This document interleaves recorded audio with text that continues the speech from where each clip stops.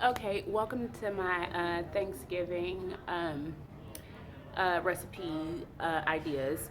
So you take the chicken, you baste it, you turn it over every half hour, Swanson, stuff it with corn stuffers or the box cornbread. You put celery, toast, make sure the toast has garlic on it and it's grilled or it's on the stove. You put that into your stuffing, cornbread, 3 eggs. You also put perfect pinch celery, and then you put a little extra flour in there to make it rise. The cakes, Betty Crockers, it's 1 box, 6 eggs. I can't believe it's not butter, 3 tablespoons, 2 tablespoons of country crock, no milk, about a cup of water, 8 ounces or and a half, depends. And then your homemade biscuits, the Cruskits or whatever, if you want them to taste just like pie pies, you have to bring a little bit of water just so it's doughy and that it sticks.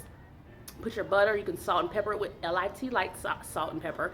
Tastes better than Popeye's biscuits when they come out. You want to put the butter on it before you put it in the oven. It takes about 15 minutes, maybe give a little less, a little bit more. And then you put them in the tablespoon, and then you put the biscuits onto the tray. Make sure you oil it first with vegetable oil. Chicken, manola oil, you want to use perfect pinch, Mrs. Dash, garlic, onion powder, seasoning salt, no Lawry's this Thanksgiving.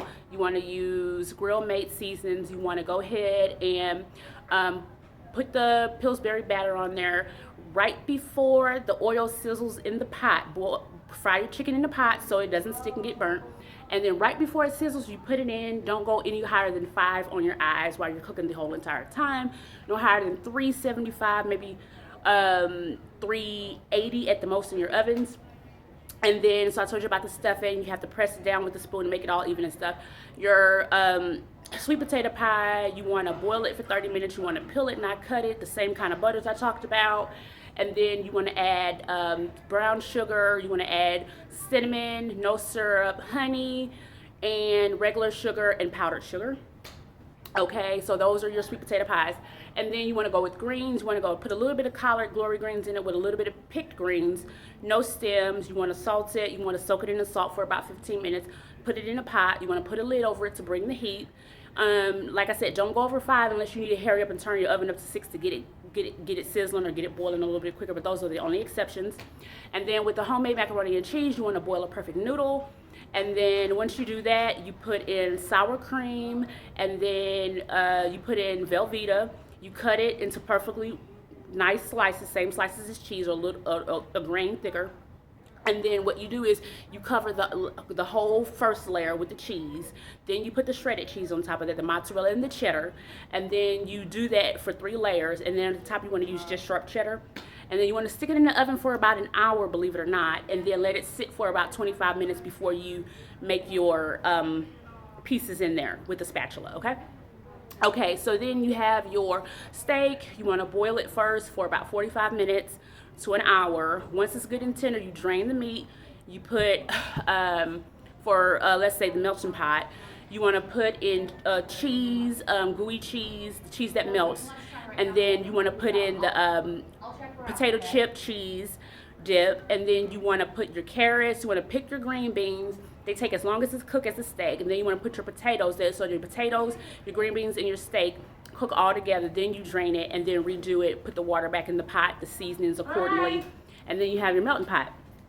So then for your, where are we moving to next? Green bean casserole. You want to pick your green beans, and then you want to go ahead and put a nice sauce with it. You want to put Alfredo sauce, put some cheese. You want to season it accordingly with Morton's or something like that.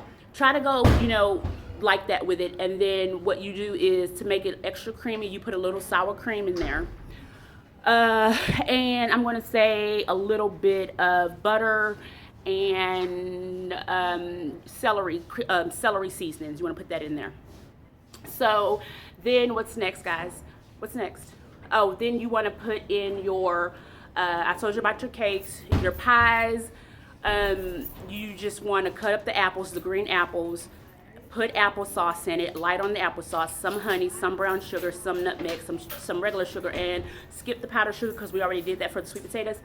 And then once you put your pie and it's all soupy and stuff, and then you put your finger around each pie crust, and then over it you want to cut the pie crust in little slashes like that and put it diagonally and vertically and horizontal over the homemade apple pie. Or you can use Mrs. Smith's, pop it in the oven. Mrs. Smith's, pop it in the oven for 45 minutes. Wait about 25 minutes until it gets hard. You want to see a brown, really, really like dark tone, like 2 tones darker than my skin. You want to make sure the top of it is good and golden and brown, and leave some light there. Make sure it's the crumb kind. What else we got? So I told you about the turkey, basting it. Told you about seasoning it. Season it with, you want to go with, that's interesting, onion powder. You want to go with